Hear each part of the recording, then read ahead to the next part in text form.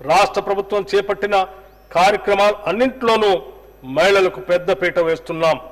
వారి ప్రగతిని దృష్టిలో పెట్టుకొని సంక్షేమ పథకాలన్నింటిలోనూ మహిళల ప్రాధాన్యతను పెంచుతున్నాం. మహిళా శిశు సంక్షేమ శాఖ ఈ బడ్జెట్లో 2,862 కోట్ల రూపాయలు ప్రతిపాదిస్తున్నాం. షెడ్యూల్ కులాలు మరియు షెడ్యూల్ తెగల అభివృద్ధి కోసం తెలంగాణ రాష్ట్రంలో సామాజిక న్యాయం మరియు సమాన అభివృద్ధి పట్ల నిబద్ధతను నిలుపుకునేలా షెడ్యూల్ కులాల ఉపవర్గీకరణ చట్టం చారిత్రాత్మక మైలురాయిగా నిలిచిపోనుంది. తాము ఎన్నాళ్లుగానో ఎదురు చూస్తున్న సమాన హక్కులు అవకాశాలు దక్కి తమ జీవితాల్లో మార్పు వస్తుందని నమ్మిన వారికి ఇది ఒక వెలుగు రేఖ. ఎస్సీ కులాల ఉపవర్గీకరణ డిమాండ్ చాలా సంవత్సరాలుగా ఉంది. దీని ముఖ్య ఉద్దేశ్యం అత్యంత వెనుకబడిన షెడ్యూల్డ్ కులాల వర్గాలకు న్యాయమైన ప్రాతినిధ్యం, విద్య మరియు ఉపాధి అవకాశాల్లో న్యాయమైన వాటా కల్పించటం. 2024 ఆగస్టు 1న సుప్రీంకోర్టు పంజాబ్ రాష్ట్రం వర్సెస్ దవిందర్ సింగ్ కేసులో ఇచ్చిన చారిత్రాత్మక తీర్పు ఈ సంస్కరణకు న్యాయపరమైన మార్గదర్శకంగా నిలిచింది. ప్రభుత్వం జస్టిస్ షమీం అఖ్తర్ నేతృత్వంలో ప్రత్యేక విచారణ కమిషన్ ఏర్పాటు చేసి ఎస్సీ ఉపకులాల వర్గీకరణపై నివేదికను ఇవ్వమని కోరింది.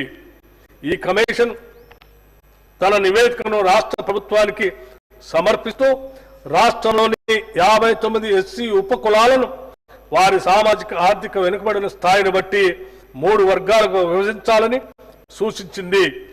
జస్టిస్ షమీం అఖ్తర్ గారి నివేదికను ఆమోదించి దాని ప్రకారమే ఎస్సీ ఉపకులాల వర్గీకరణ చట్టాన్ని మా ప్రభుత్వం తీసుకొచ్చింది. దేశంలోనే ఈ వర్గీకరణను అమలు చేస్తున్న మొట్టమొదటి రాష్ట్రంగా తెలంగాణ నిలిచింది.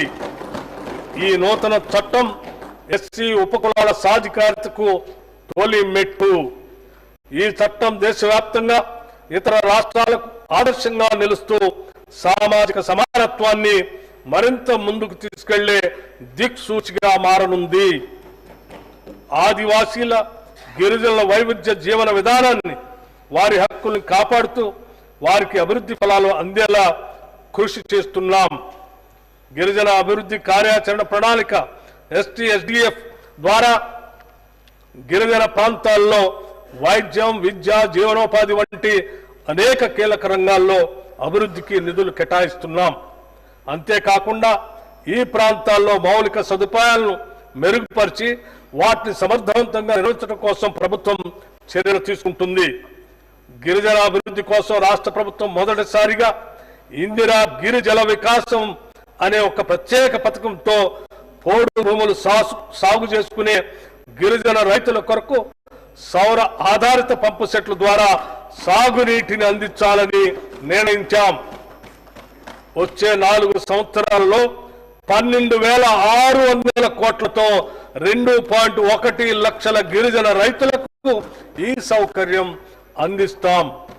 పోడు భూముల్లో అటవీ ఉత్పత్తులకు సంబంధించిన తోటల పెంపకాన్ని ప్రోత్సహిస్తాం. గత ప్రభుత్వం SC/ST సబ్ ప్లాన్ చట్టం అమలును పూర్తిగా నిర్లక్ష్యం చేసింది. 2023-24 ఆర్థిక సంవత్సరంలో సబ్ ప్లాన్ చట్టం ప్రకారం ఖర్చు చేయాల్సిన నిధుల్లో ఎస్సీలకు చెందిన 13,617 కోట్లు, ఎస్టీలకు చెందిన 1,317 కోట్ల రూపాయలు ఖర్చు చేయకుండా బకాయి పెట్టింది. మా ప్రభుత్వం ఈ చట్టాన్ని తూచా తప్పకుండా అమలు చేస్తుంది. 2025-26 ఆర్థిక సంవత్సరంలో కేటాయించాల్సిన మొత్తానికి అదనంగా 2023-24కి సంబంధించిన బకాయిలు కూడా కేటాయిస్తున్నాం.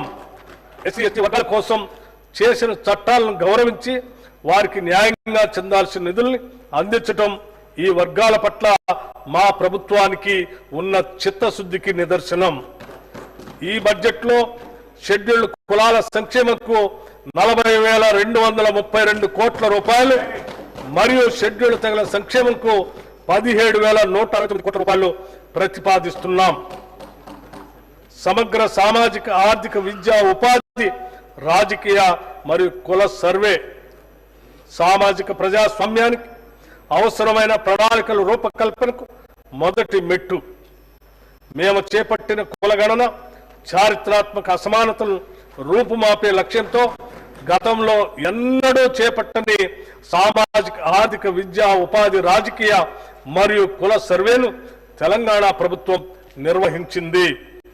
కుల ఆధారిత గణన గురించి ఎన్నో దశాబ్దాలుగా డిమాండ్లు కొనసాగుతున్నాయి. సముచిత ప్రాతినిధ్యం మరియు వనరుల సమాన పంపిణీని నిర్ధారించేందుకు ఇది అత్యంత ఆవశ్యకం. ఈ సర్వే రాష్ట్ర చరిత్రలోనే విస్తృతమైన శాస్త్రీయ పారదర్శక డేటా సేకరణ కార్యక్రమంగా నిలిచి మొత్తం 1.12 కోట్ల కుటుంబ వివరాలను సేకరించింది. ఈ సర్వేలో కులం, భూ సంపద, విద్యా స్థాయి, ఉపాధి స్థాయి,